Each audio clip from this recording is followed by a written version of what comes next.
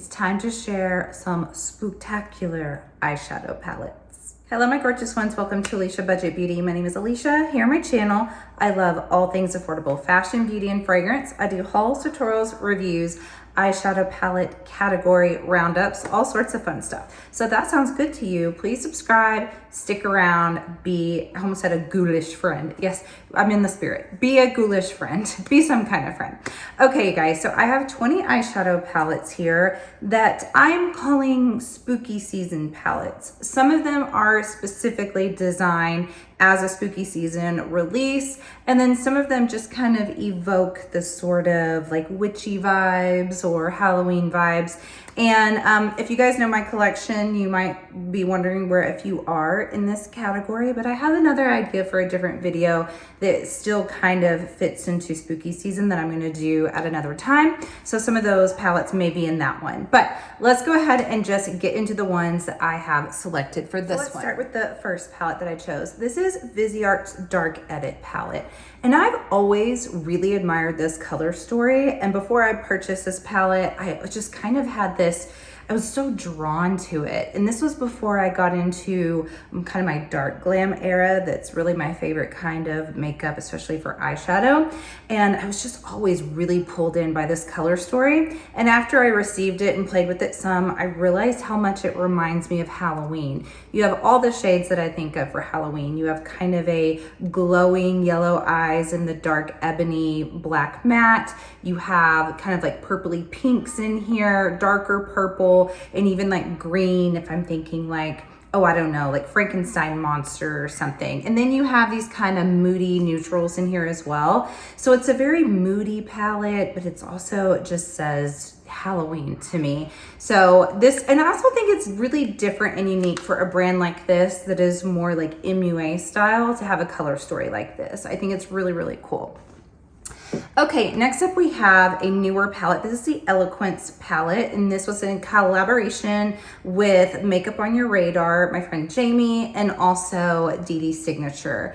And I didn't really realize it because this was plumes, this was peacock inspired. I didn't realize it until I actually played with this one, that it reminded me actually of Monster High, you know, the Monster High dolls. That's what this reminded me of. And then I thought, oh, this is Vampirina. I have a daughter that used to watch Vampirina. This is Monster High. This is sort of Halloween to me. So yes, it can be peacock, but it could also be Halloween. The next one is newer to my collection. And you guys, I keep looking at my eye makeup in the monitor. I really like it. I think it's beautiful, by the way.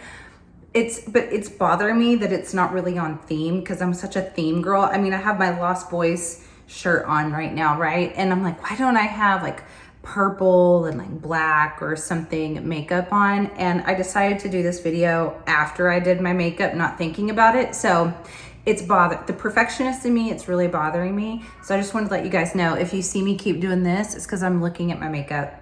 Yeah, okay. Anyway, moving on. So we have the Haunted Pumpkin palette by Give Me Glow. And this is newer to me. So I have actually not played with this yet, and I'm very excited to. I think this is finally discontinued. I admired this, had FOMO over it, didn't buy it when it came out, and then this went super cheap. I think like 20 bucks or something like that. So I finally grabbed it, and I do think it's discontinued now. But you have the little spooky embossings in here. You have giant pans. I mean, honestly, like this is a face palette, and it could be a face, it's not a face palette, but it looks like a face palette. And it could be, because I'm thinking you could definitely use this orangey shade as a blush and possibly a little bit of contour in here as well, because the pans are huge, you guys. But this color story is so fun. It's not exactly like Halloween to me, but because it's fall looking, but because the packaging is kind of spooky, I wanted to include it. The next one I have is Wicked Widow Beauty's The Crow palette. You guys know this is my baby. You know how much I love this palette, and I've been wanting to get this one back out now that it's October so bad, and I keep having some PR palettes come in that I have to test out. And that's the catch-22 about PR sometimes. I'm grateful, I'm thankful, but sometimes it does take me away from the palettes in my collection that I love and adore, like this one right here. I look at this one and I think vampire. So I could have done categories, like I did a recent fragrance, spooky fragrances, where I put them in categories: witchy, ghost fragrance, dark forest. I could have done vampire, monster, witch for Halloween as well. If this was a category, it would be vampire. I adore this palette. It's one of my favorite palettes of the year, if not still my favorite. So good. Okay, also by Wicked Widow, I did Resurrection, or I chose Resurrection, because I also see this as, this is like a Halloween rainbow, right? It's not your typical traditional basic rainbow. It's a grungy rainbow palette, but I also see it as like, if Halloween had a rainbow, this would be it. And I love it. Like, this is a palette that I would always have in my collection. I've been thinking I need to do a video of if I could only keep 10, and this one is definitely in my 10. All right, next up we have the Haunted Europe palette. Had to pick this one out of the bunch by Nomad. This one came back, yay, and one more time, and then it's out of stock, I think, forever. So highly recommend you get your hands on it. And this is just a yummy, moody, spooky. This would go in my like witchy dark forest if I had categories for this. It's such a fun color story and amazing packaging. And then last year we had the Ghost Town USA, of course, again, nailing this packaging. And this one's also that sort of moody, cool tone. This is like a storm is brewing for Halloween time. That's that billowy clouds and like spookiness, the overcast, you know, the town. Such a fun one. Now this next two I really need to play with, and I do plan on playing with this one right here, because my friend Caitlin House Makeup, she's on YouTube. She's been doing palette challenges where like, let's use stuff we have in our collection we haven't been touching, just like I was talking about. And I think this one is coming up, and it is the Moonspell palette by Lunar Beauty. And you guys, I had such FOMO over not having this palette like several years ago. I think I finally bought it off of Mercari 3 years ago, and I've used it like twice. So why do we do this? You know, like, this is the problem with makeup collectors, right? And that's why I don't buy as many palettes, but I need to use this one more. It's a fun packaging, fun color story. And then we also have Moonspell 2. This one I did purchase when it launched. I think it was 3 years ago.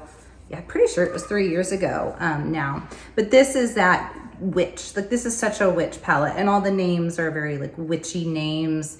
Fun purpley pinks. Definitely need to use that one more. Okay, I decided to include the Fleeting Life palette, the Cherry Up and Freya collab. And this is that Sea Beauty palette that I had recently in my palette roundups for September. And this is another one that I see vampire, and I actually always think of Freddy Krueger when I see this, just because of this shade right here. It's that red with like black slashes through it, and I see it and I think Freddy Krueger. My mind just goes there. So this could also be my Freddy Krueger palette, and that was a category in my fragrances as well. So if you're curious about what a Freddy Krueger fragrance smells like, go watch that video. Okay, next I have the Amunet palette by Adept, and I just have always thought Halloween whenever I see this one. And this was, I think, my first Adept palette, and then Minka, and then continued on. And I think because I started buying other palettes, I have not used this one enough. I really should. But I see Halloween, I see like wearable Halloween with this palette, and like wearable for Adept, you know, because it's not as out there as some of the shifty shades that they have. But definitely see Halloween there.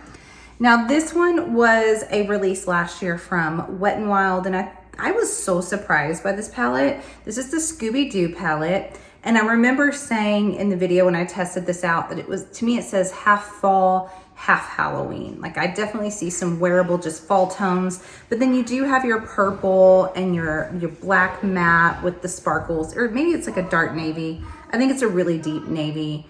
So purple, all the things that you need for Halloween. Now I thought I might as well just pick up all three from Gourmande Girls. And we have Nightshade and we have Spooked. This was the first. And then we have Haunted. And actually, Nightshade was not considered their spooky season release, but a lot of people took it that way. It came out last year in, I think, August, and everyone thought like, oh, or maybe it was July, and they're like, it's a little early for spooky season. And Christina, the owner, had to say like, well, it's not a spooky season palette, but it totally works for spooky season. And this is still possibly my favorite Gourmande Girls palette. I just absolutely adore my looks with this one.